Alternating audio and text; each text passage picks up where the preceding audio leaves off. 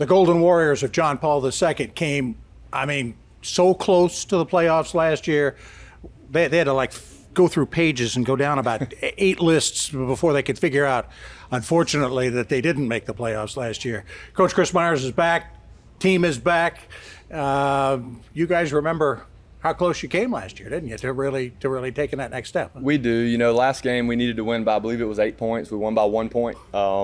We called a timeout when we had a chance to either go for 2, kick the extra point, or take a knee to go into overtime. And there's very few chances that high school seniors get to walk off the field their last time being a W. And so we took the win. We kind of left it to our kicker, Mr. Sluisny, number 10 right there. And we figured that if he made it, then we would take the win and head to the offseason.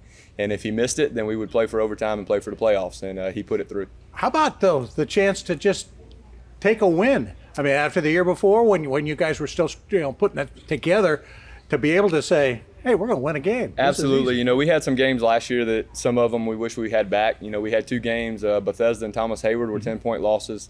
We lost to Hilton Head Prep with the last 3 or 4 minutes. We took a 1-point lead at that game.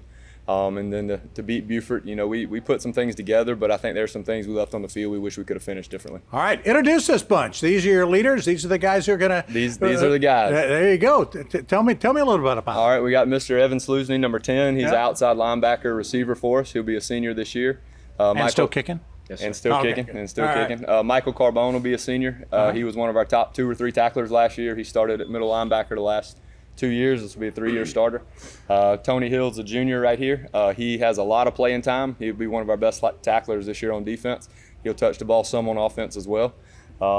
Junior Jackson Ogden, he carried the ball a good bit for us last year. He was a pretty good receiver for us as well. Junior Peter Hughes is making probably the biggest jump for us. He's going from a 2-year starter on the offensive line to now being our fullback this year. I think he's excited about getting some touches. He'll also be on the defensive side as outside linebacker. And then senior Mark Knight, he was kind of our leader receiving the ball last year, but also one of our lockdown corners. Right. So as a senior, I think he's looking for big things too.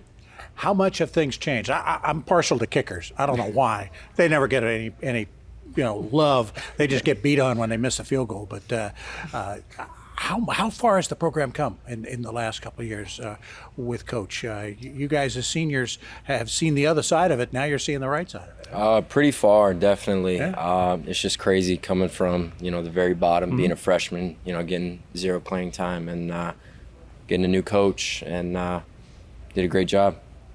Yeah, well, of course, you got to say that. You got to. We do have practice later. So. Yeah, he does have practice. There you go. You got practice going.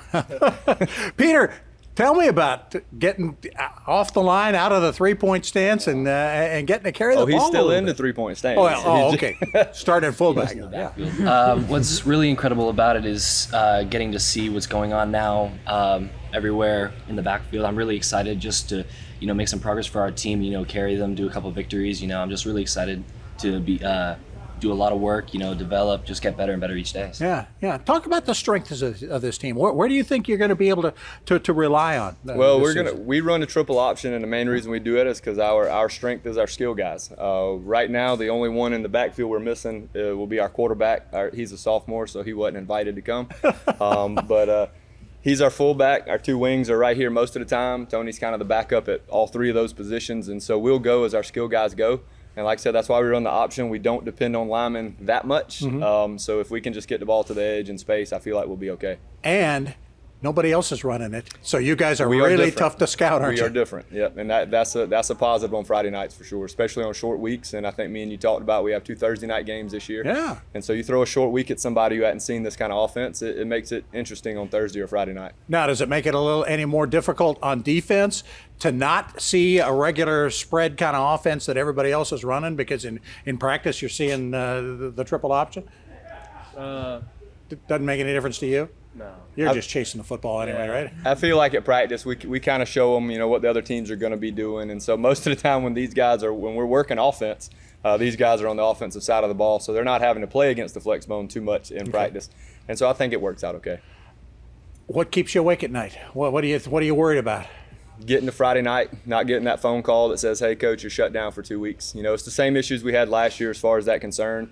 I think the relief of finally getting to kickoff, you get to the field, you know we're going to play that night. But up until that point, it's a stressful time because, you know, anytime the phone rings or a text, that could be it. That's not something you learn as an assistant coach or through your career. I mean, that's something that has become new the last couple of years. It's a new thing over the last 13 or 14 months. So, yeah, we're still adapting to it. You guys got to play most of your games last year, though. We played every single game last year. There you go. We didn't have any issues, and I say that, and it could happen today, it could happen tomorrow, but we were very fortunate we got through every game last year. What'd you learn from that it's going to help you hopefully get through this year? Well, were there some things you learned? I hope one thing that I stressed a lot to our kids last year, I stress a lot this year, that at any day it can get shut down. And for seniors, we do only have 4 of them, but it could end at any point. And that's any year, but especially in the times we are in now with the virus and all, that any phone call in senior year could be done. And that's tough to get across until it finally ends. And last year we were able to finish it. Good luck to you guys. It should be a lot of fun this year if we can get the games in and get them played. You guys knocked on the door last year and they beat it down and make it the playoffs. We're excited. You know, we have some young guys that do have to grow up fast, but we also have a good group of older guys that I feel like can carry us until the young guys are there. But we hope for some big things. All right, a different team in October than they are in August. We certainly hope, right? That's right. All right. Again, the Golden Eagles of John Paul II, or Golden Warriors. It says Warriors right there. I should get that right. The Golden Warriors of John Paul II getting ready for the 21 season. Still to come, if the Bluffton area didn't already have enough schools playing varsity ball, there'll be another one in 2022. We'll update the plan at the Cross Schools next.